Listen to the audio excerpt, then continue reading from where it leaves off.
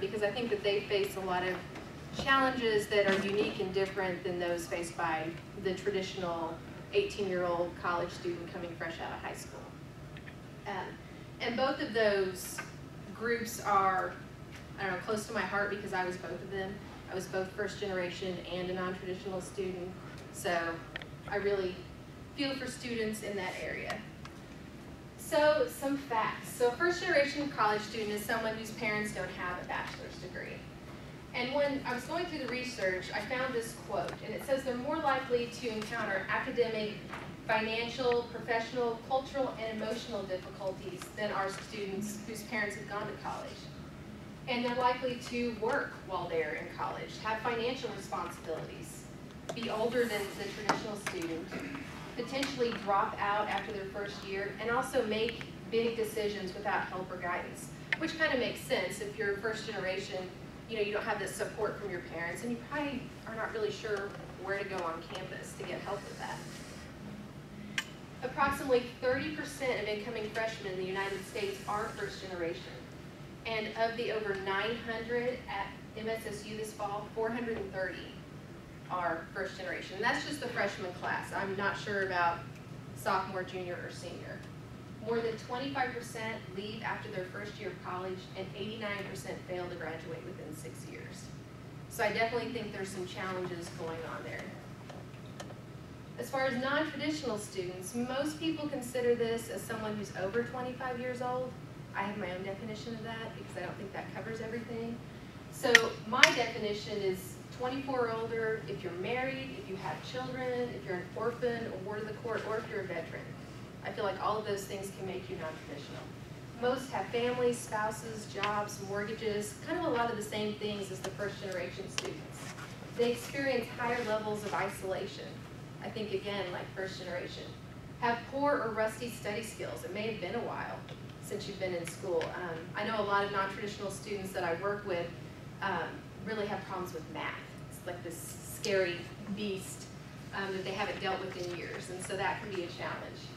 They are concerned with their background knowledge in course subjects, and like I said, math was one of them. A lot of them are paying for college on their own, but the good thing is a lot of them have their own support system because they've been out in the workforce and they've got friends that they can talk to.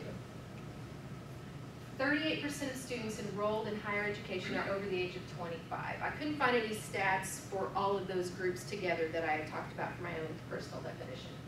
Southern currently has 1,659 students over the age of 25. So that's quite a few. What's the total enrollment? I can't remember. 5,400. 5,400. So that's a good chunk. Mm-hmm. And like I said, that doesn't even cover all the people who I feel like are non-traditional.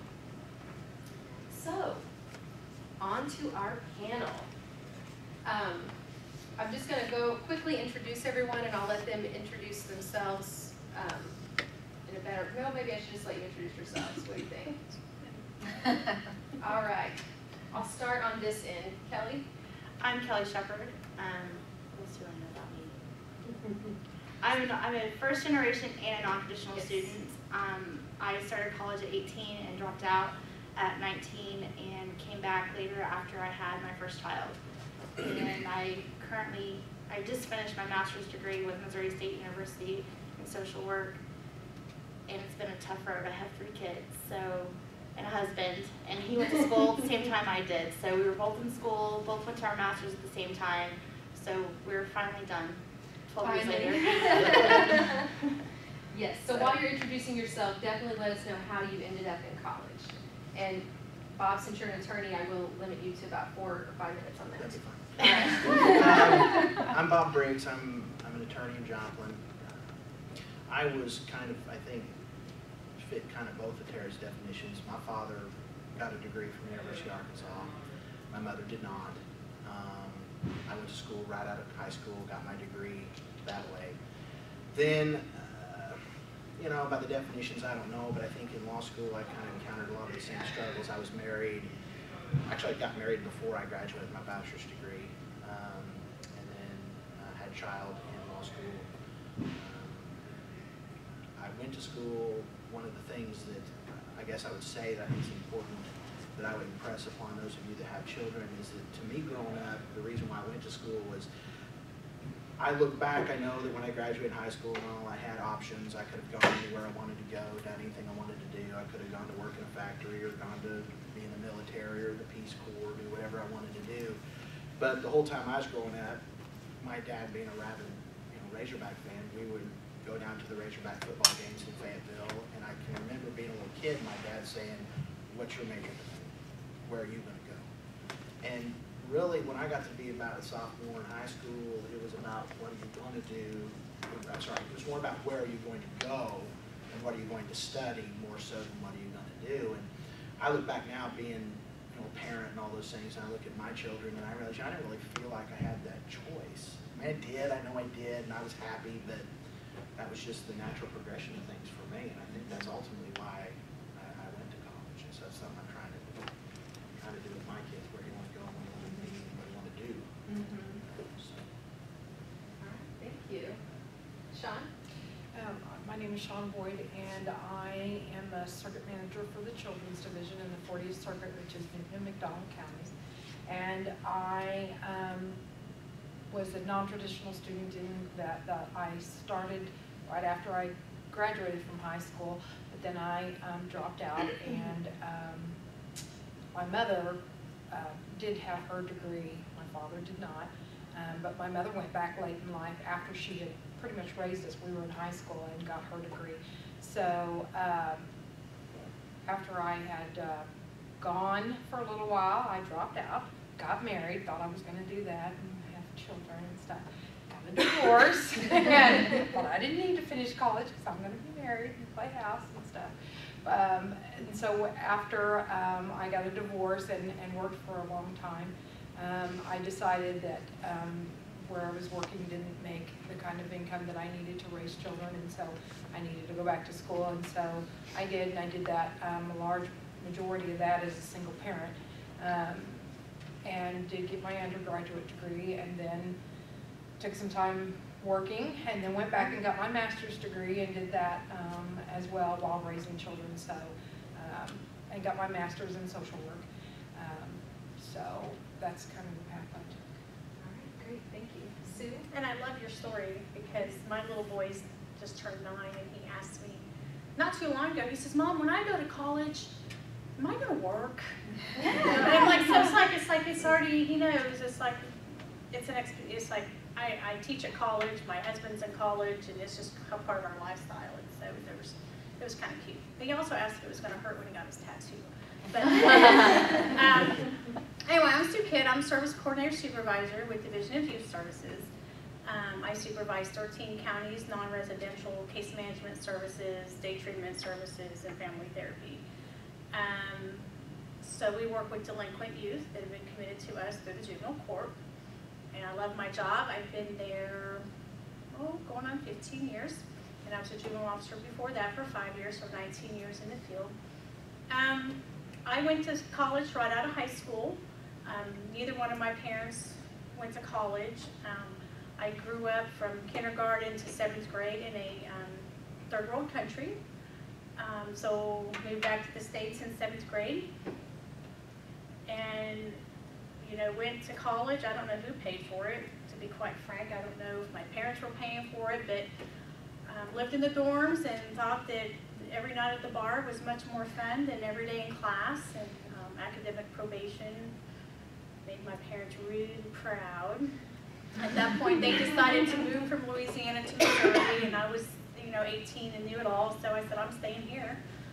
About 6 months later, I was broke, had my car repossessed, had no money. Mom sent me a plane ticket, and I flew to Missouri with the clothes on my back pretty much, and it wasn't much, and that's a whole horrible experience. I've never been broke since. So I waited tables. They owned a restaurant in Gainesville, Missouri. Anybody know where Gainesville is? Anyways, population 800, much different than Baton Rouge, Louisiana. Making about $1.75 an hour in a small town restaurant for a few years, and my mom was on me constantly. It's like, when are you going to go back to school? Mom, I'm having fun. Leave me alone. I'm fine. I'm waiting tables and at the bar every night. And so finally I went back to this community college, Northwest Arkansas Community College in Mountain Home, Arkansas, and Just took a couple of classes just to shut her up because I was tired of getting nagged, and had this abnormal psychology teacher.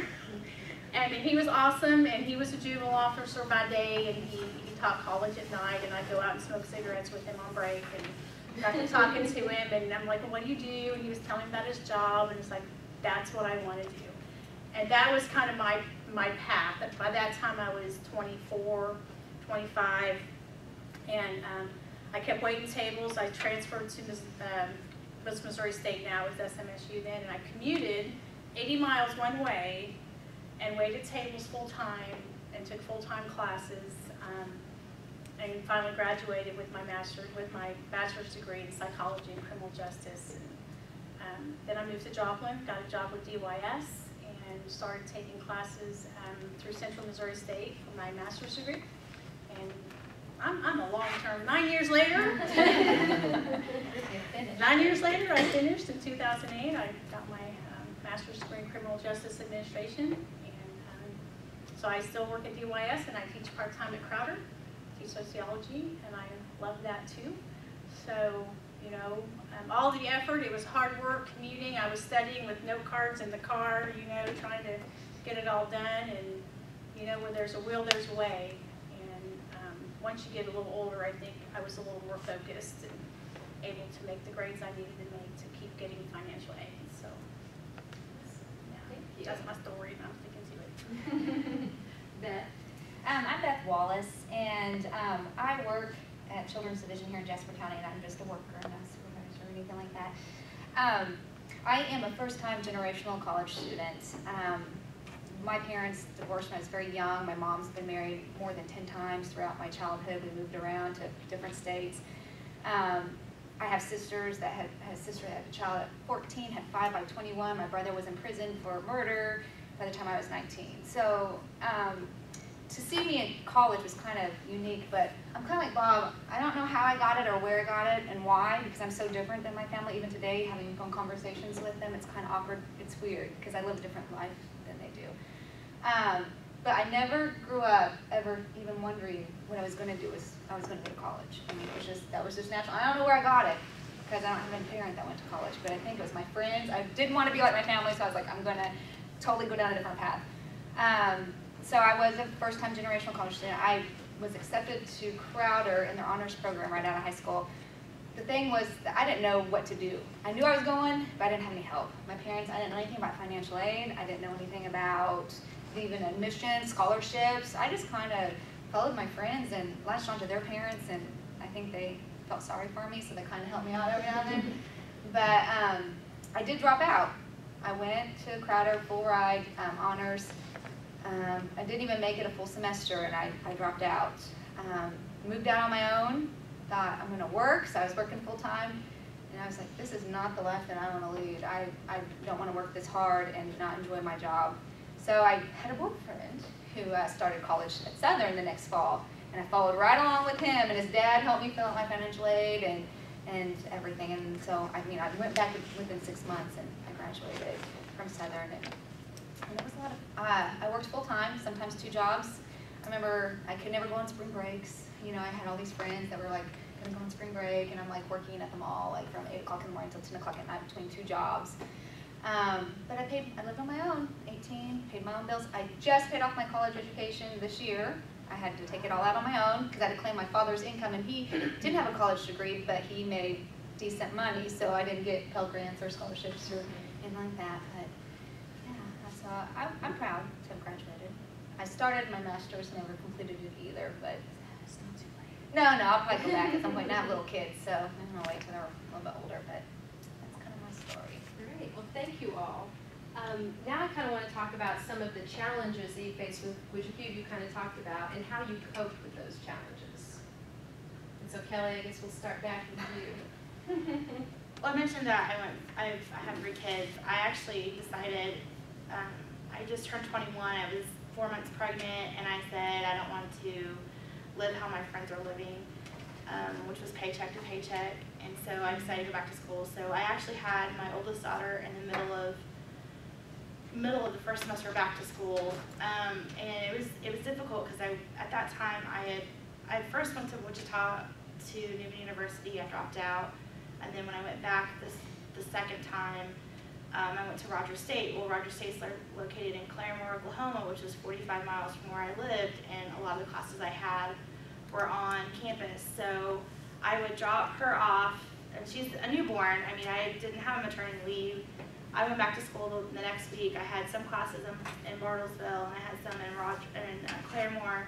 So I was driving 45 miles for 2 classes a week, and that was what the hardest part was. I was living with my parents. I worked part-time for my dad, but I really didn't have that income to be really doing what I was doing, but they helped out a lot, and that was one of the challenges I had early on. And then when I had my second daughter, I had her in the middle of the semester too. Well, you planned that really well. It was summertime, so it was only an 8-week class. So that was good. And I actually had gone back to work part-time at Walmart here in Joplin, and I was working part-time and had a 2.5-year-old and was 8 months pregnant. I had to go on maternity leave at Walmart 3 weeks early, and I had a lot of health problems with her, so it was more of trying to get myself to go to class because I had high blood pressure, I was anemic, I had a lot of problems with pregnancy with her, so I'm also taking care of a 2.5-year-old, I think I had 15 hours that semester, and then I had 3 hours in the summer. So it was just a lot of, you have to juggle it, and family here, my husband's family really helped out with that, but that was one of the biggest challenges, was having those little ones, and then trying to go back, and I didn't just go for 1 degree, I got 2 degrees. So yeah, she's an overachiever. That was a little difficult, but it was more, and money, just never had any money, and I still don't know how we did it, so. I think for me, it kind of, I was non-traditional in 2 different programs. Right out of my bachelor's degree, I got my MBA, and that was at night. I worked as a bank, at this, I can't remember what they call it, kind of open and do accounts and stuff. And in order to get to the bank, because I lived in Kansas City, I'm here in KC Roo. We're going there next week. Hey, yeah, I'd seen the fight song if I had any idea what it was. Anyway, I had to wake up at 5:30 to get to my job in the car. Then I got off at 5. And then Monday through Thursday, I had classes started at 5:30 and ended at 9:30. And then I'd stay late to come, because in your MBA program, they have a lot of things where it's like, you group do this presentation, you 4 people do this project, and so there's like all this stuff you have to do outside of class in a group. Well, here I am working full time. Some of those kids didn't have to work, I did, and then I'd get done about 10, then go home. And that was Monday through Thursday, and then Friday after work, I had to meet with those people too to do these group projects. And then, I look back now and I'm like, I think I was probably depressed because I didn't see daylight for a year. Because it took me 12 hours in the fall, 12 hours in the winter, and 6 hours in the summer. I mean, I just didn't see daylight, and I would echo Kelly's sentiment, no money. I mean, even, I had a pretty decent job, but, in the city, I'm driving 45 minutes to work one way, then 45 minutes to school, and then 45 minutes home. And so you lived in your car. Yeah, I mean, exactly. And then and literally, I look back and I'm like, there was no time for me. I couldn't, whatever you all do for fun. I played golf. That's my stress relief. Go out there and it's outside and I beat this little white ball around, okay? Well, give that up because that's a daylight thing. Or it was hard for me being, the problem is being a non-traditional student because some of my peers would be like, I'm married. And they'd be like, oh, let's go to the Royals game or do whatever, or such and such is pitching, or we're going to go do, this or that, I wanted to be married, don't get me wrong, but I'm going home, It's Thirsty Thursday, are you going? No. And so those times change. And then when I was in law school, the whole time growing up, at the right time, I wanted to be a father. That's all I really wanted to be was a dad. My wife encountered some medical conditions that they said basically, if you want to have a baby, have it now. And I remember we were going to go study abroad for a month in China and put the down payment on that, and I was really excited about that. And I'll never forget, it was in January, and the doctor said, no, you need to have a child now. I said, well, she shouldn't be pregnant while we're in China, so we'll try to have a child after that. He's like, no, right now. right now. And so I started having kids, you know, and all of that leads to one basic thing, and that is time. And my biggest downfall even now is scheduling myself and scheduling the time to get done certain things and trying to be all things to all people. And you know, you want this, and even now it's like, okay, my son Jack, you need this, and now he needs this, and I got this, and then work do this, and, you know, and I'm running here or there, and scheduling the time to do those things, and that was doubly hard when I'm trying to manage a family and my education and the requirements I even had to some of my peers then, because we're doing all this group stuff. And, you know, law school's all about study groups, and we got to meet for this time at this and that. And, you know, so I think it's just managing time for me. And so you got your MBA and then you went on to law school? Okay. Did you do anything with your MBA or just decide to take a different path? Just, you know, I got done and I had a professor that was kind of a mentor for me. And so I was kind of convinced. My father was a banker, and I thought, you know, maybe I want to be in finance somewhere. So I'm like, I'll get my MBA and find out. And then I got done with that and kind of went through, you know, what am I doing? I didn't want to do that anymore. So then I applied to law schools and really didn't decide I wanted to go to law school until I was probably in for 3 or 4 weeks. Until, you know, and literally I quit my job 2 weeks before going in, and I can remember talking to my father going, I don't know if I want to do this. And he's like, you're doing it. You know, I'm like, I know, but I don't really know if I want to. And I went. So I like school a lot. I walked up here thinking, why am I not in college still? When I realized, is I'm puffing and puffing up the hills because I'm so old. I see all these kids. Sean? Well, I remember the biggest thing was just being a parent and a single parent for the majority of it, and trying to manage home and working full time and doing the assignments, and I'm, you know, kind of a very Rigid? yes. I know what you want me to say.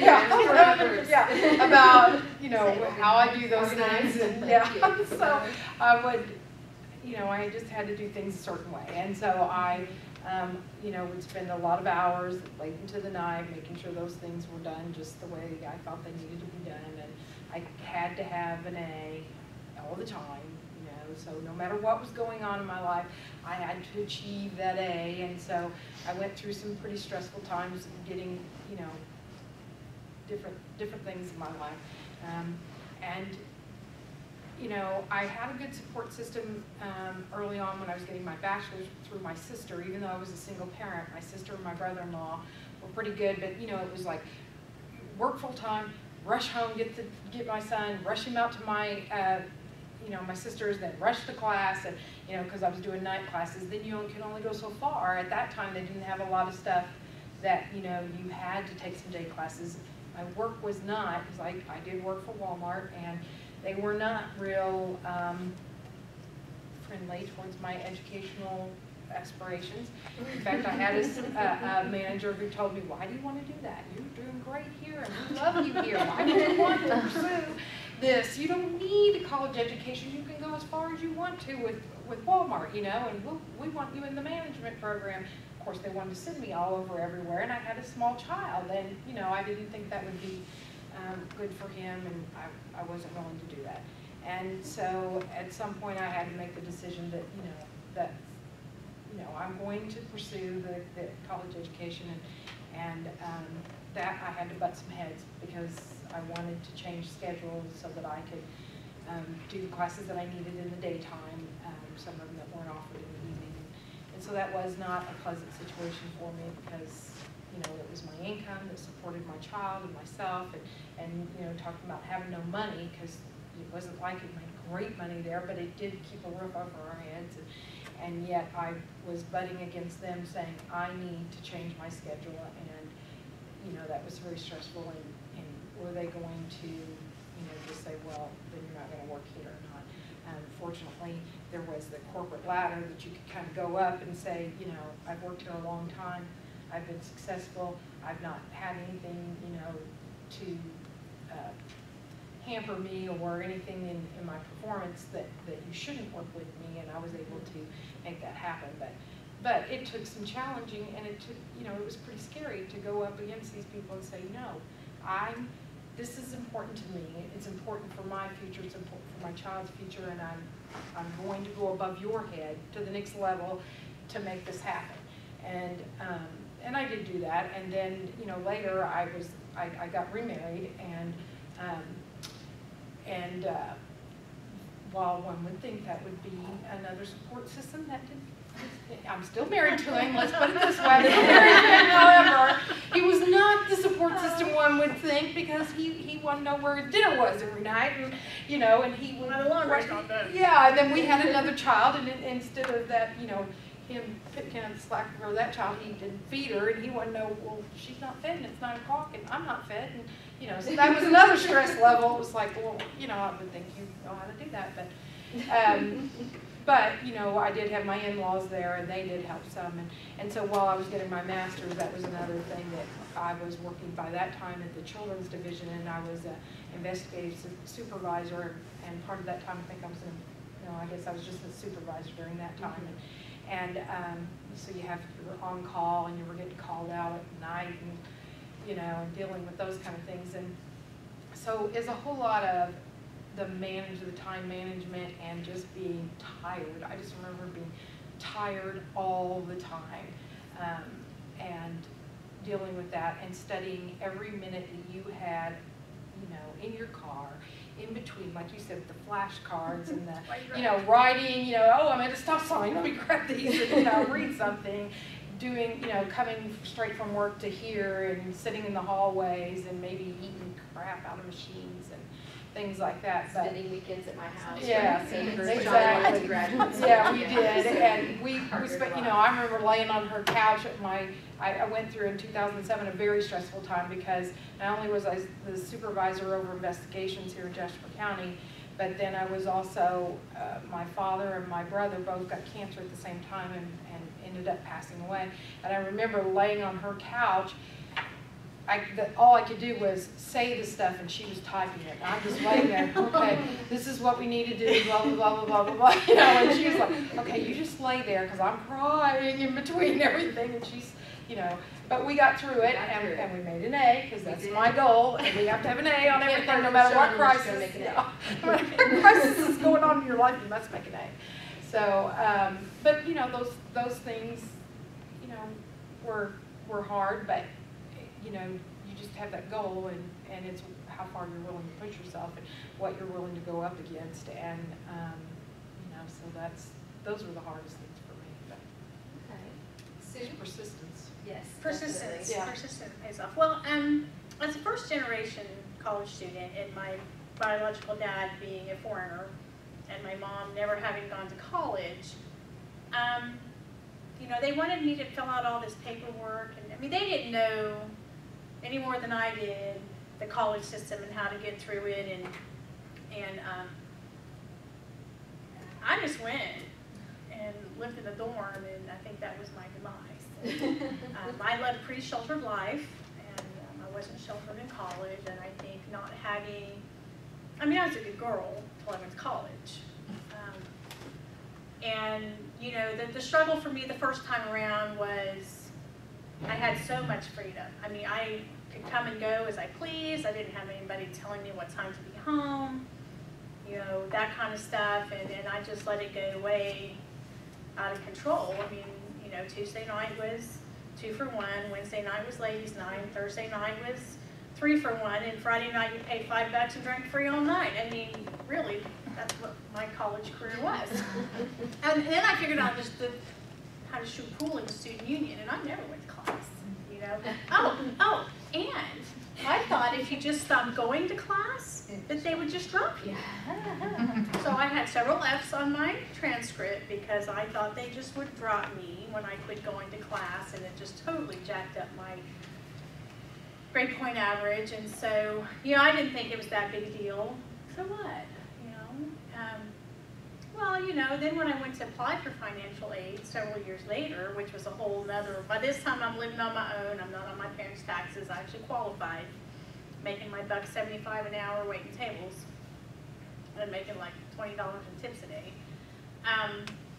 that's where it really became important then, because my 1.2 grade point average wasn't flying very good right then, and I realized then the impact it had on me. And then when I went to apply for graduate school, luckily the last 2 years when I finally got my head on straight and started going full time, some of the challenges there was, you know, working full time, much similar stories that they're saying.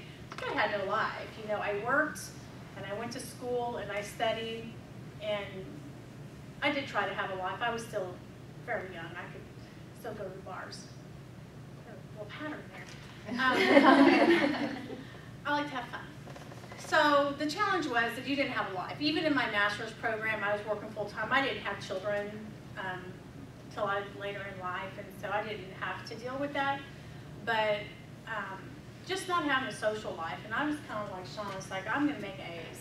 And I did, 4.0 in my master's program. I got cum laude on my bachelor's degree, just barely eked it out, but I made that honors thing. And but you just don't have a life, you know. You have to be okay with that because it's worth it. I mean, you give up 2 years of your life or a year of your life.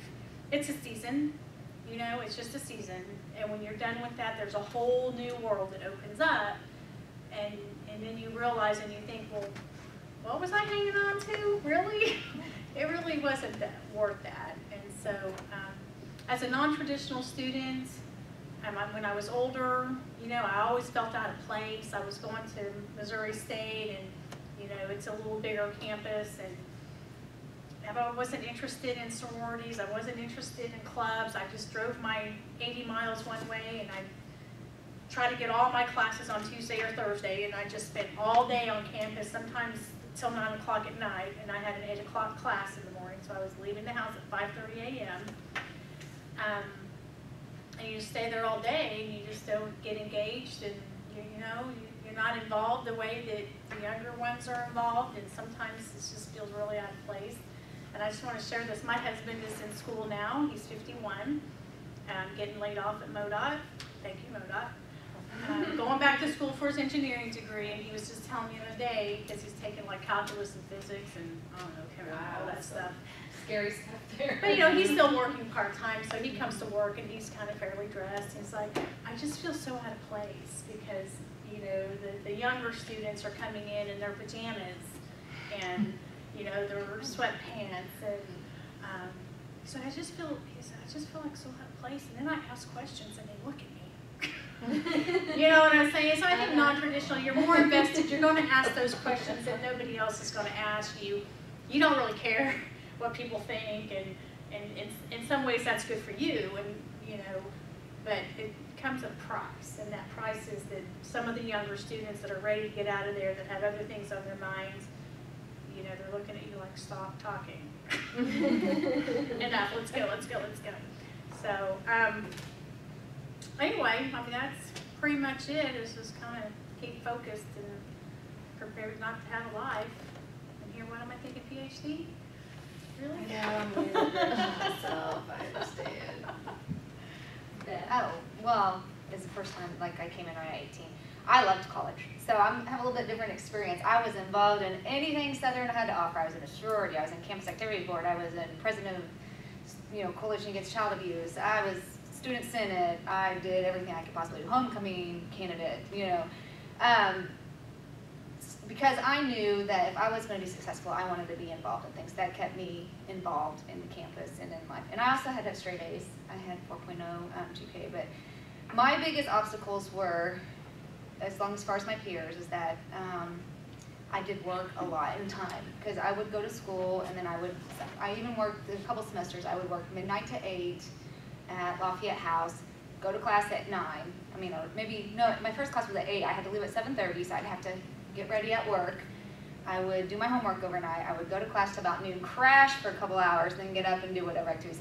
Being in a sorority, you know, they would all go to parties. I'd have to have my water and say, okay, I'm leaving. I got to be at work at midnight. You know, so I was kind of the designated driver and whatnot. So time, working. Most of my peers did not work. They lived at home with their family. I lived on my own, pay my bills. So I mean, I felt a little bit different in that aspect. Like I said, a lot of them went out, did spring break stuff, did all this other trips and everything. I couldn't do it because I had to pay for everything, literally.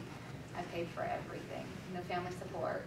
That's another thing, I didn't have family support, so if I wanted to talk to my family about college or classes, they didn't get it. They had no idea what I'm talking about. They don't understand it. They didn't understand it at all, so I kind of isolated there. But I did do it, and like I said, staying involved helped me stay. I enjoyed doing all that other stuff. It gave me something to do. I think as a non-traditional student, I went back to get my master's degree for a little bit, and I was married, and it was different. It was more like that. I didn't have time to do anything. And so I actually had to quit because I'm a perfectionist, and I had started a new job, and I couldn't do both graduate school and get straight A's and do really well at this new job. So it's the same. I didn't have children, fortunately, trying to go to school, but now I do. And there's no way I would even try to go to school with a child.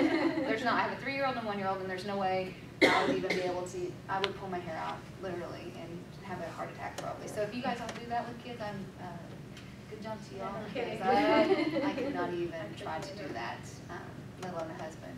So, I actually think my 10-year-old, this is the first year that none of us are in school, and she's kind of having a problem with it because I've always been in school since she was born. So she's kind of like, you don't have college? what are you doing home? What are you doing? No, did you go home? I just like to point out, if any of you have blown your 4.0, so did I.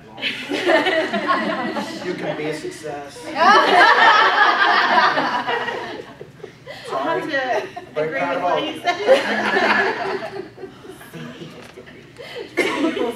We had a friend that Oh, yes. the year that my father and brother were so sick, kept telling me, it'll be fine, get a B, you can get a B, and I kept, and I remember crying, saying, I can't do it, I can't do it, and he kept saying, just don't do that homework, don't do it, and then he'd come to class, did you not do it, did you not do it, I had to stay up, I was not going to do it, and then I just could not do it. Bees can be done. It They can be was a done. feeling of that I just felt like I had to prove something, I guess. Maybe I thought that I wasn't supposed to get college because nobody else was. So I was working so hard to prove myself to my family, who didn't really care what I was doing, you know? But that was my initial